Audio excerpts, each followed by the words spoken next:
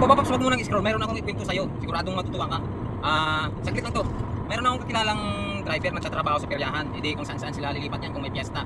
Ngayon, yung dinadala niya cargo, cross band din. Tapos yung karga niya buhaya, ililipat sa Cavite. Doon na naman sila magpwesto, galing sila Pampanga. Ngayon, nung dumaan sa Maynila, nasinita siya ng mga pulis. Sabi niya, pero walang violasyon. Nagtanong yung kaibigan ko, sir, ano bang violation ko? Sabi niya ng pulis, konting check lang. Ano bang karga mo? Sabi niya ng kaibigan ko, buhaya sir. Sabi ng pulis, loko-loko ka.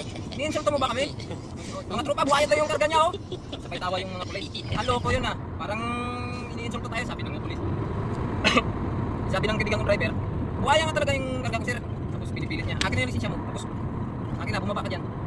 Sir, buhaya nga yung karga ko sir. Ang kulit ko sir, buhaya nga yung karga ko. Ay nagalit na ngayon yung pulis.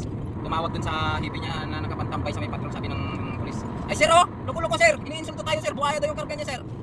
Eh sumagot naman yung pulis ng hipi. Sabi niya, buksan mo nga, pabuksan mo. Sabi ng kaibigan ko, ayaw niyong maniwala sir, buhaya nga yung karga ko sir eh. Eh nung pinuksan na, nabulaga sila, sabi ng pulis, sir, buhaya nga yung